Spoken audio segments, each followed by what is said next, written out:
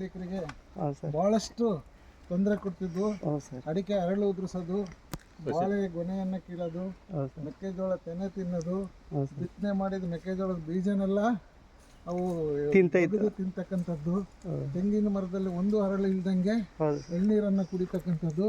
ಸುಮಾರು ಇಲ್ಲಿ ಒಂದು 200 ಎಕರೆ ಪ್ರದೇಶದಲ್ಲಿ ಇವು ಅಡ್ಡಾಡ್ಕೊಂಡು ಹೌದು ಸರ್. ಪ್ರತಿ ಒಂದೊಂದು ರೌಂಡು ಈ ಕಡೆಯಿಂದ ಹೋಗ್ತಾ ಆ ಕಡೆಯಿಂದ ಬರ್ತಾ ರೈತರಿಗೆ ಭಾಳ ತುಂಬ ತೊಂದರೆಯನ್ನು ಕೊಡ್ತಿದ್ವು. ಹೌದು ಸರ್.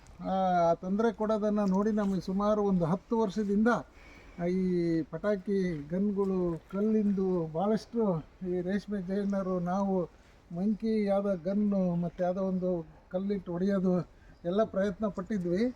ಆದರೆ ಮಂಗುಗಳನ್ನು ಕಳ್ಸೋಕ್ಕಾಗಿರಲಿಲ್ಲ. ಆಗಲಿಲ್ಲ. ಬಟ್ ಅವಕ್ಕೆ ತೊಂದರೆ ಇಲ್ದಲೆ ಅವಕ್ಕೆ ಯಾವುದೇ ಇದು ಸೇಫ್ಟಿವ್ ಆಗಿ ಜೀವ ಹಾನಿ ಮಾಡ್ದಂಗೆ ಅವಕ್ಕೆ ಗಾಯ ಮಾಡ್ದಂಗೆ ಆರಾಮಾಗಿ ಹಿಡಿತಕ್ಕಂಥ ಒಂದು ಪ್ರಕ್ರಿಯೆಯನ್ನ ಒಂದು ವಿಡಿಯೋದಲ್ಲಿ ನೋಡಿ ಇವ್ರು ಯಾರೋ ಆದಿವಾಸಿ ಮಂಕಿ ಕ್ಯಾಚರ್ ಅಂತೇಳಿ ಅವ್ರದ್ದು ಟ್ರೂ ಕಾಲರ್ ಅವ್ರ ಹೆಸರು ಬರ್ತೈತೆ, ನಾಗರಾಜ್ ಅಂತ. ಹೌದು ಸರ್. ಫಸ್ಟ್ ಅವ್ರದ್ದು ಅಂಟರ್ ಮಂಕಿ ಅಂಟರ್ ಅಂತೇಳಿ ಬರ್ತಿತ್ತು.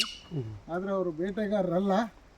ಇಂಥ ಒಂದು ಪ್ರಾಣಿಗಳನ್ನ ಹಿಡಿದು ರೈತರಿಗೆ ಉಪಯೋಗ ಮಾಡ್ತಕ್ಕಂಥ ಕೆಲಸನ ಮಾಡ್ತಾರೆ. ಇದರ ಉಪಯೋಗನ ಯಾವುದೇ ರೈತರು ಬಳಸ್ಕೊಳ್ಬೇಕು ಅಂತೇಳಿ ನಾನು ಈ ಸಂದರ್ಭದಲ್ಲಿ ಕೇಳ್ಕೊಳ್ತೀನಿ.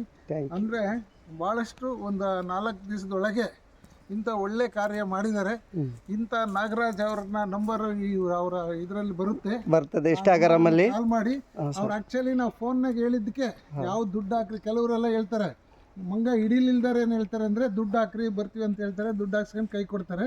ಆದ್ರೆ ಇವ್ರು ₹1 ಇದುವರೆಗೂ ₹1 ಇಸ್ಕೊಂಡಿಲ್ಲ. ಬರೀ ಫೋನ್ ಕರೆಗೆ ಬಂದಿದ್ದಾರೆ. ಕೆರೆಯಲ್ಲಿ ಒಂದ್ಸರಿ ಹೋಗ್ಬೇಕಾರೆ ಅವ್ರ ದಾರಿಯಲ್ಲಿ ಬರ್ತಾ ಸಿಕ್ಕರು. ಅವಾಗ ಸಮೇತ ನಮಗೆ ಪೆಟ್ರೋಲ್ ಕೊಡ್ರಿ, ದುಡ್ಡು ಕೊಡ್ರಿ, ಊಟ ಕೊಡ್ರಿ ಅಂತ ಕೇಳಲಿಲ್ಲ ನಿಜವಾಗ್ಲೂ.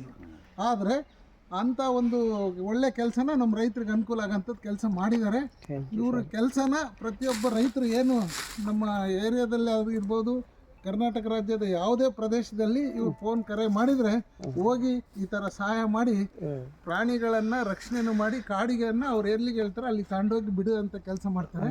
ಅದಕ್ಕೆಲ್ಲ ಸಹಕಾರನ ತಾವು ಬಳಸ್ಕೋಬೋದು ಅಂಥೇಳಿ ಈ ನಾಗರಾಜ್ ಅವ್ರನ್ನ ಮತ್ತು ನಮ್ಮ ಬರ್ರಿ ಈ ಕಡೆಗೆಲ್ಲ ಸುತ್ತಮುತ್ತಲ ರೈತರು, ನಮ್ಮ ಫಾರೆಸ್ಟ್ ಸಾಹೇಬರು ಕೂಡ ಬಂದವ್ರೆ.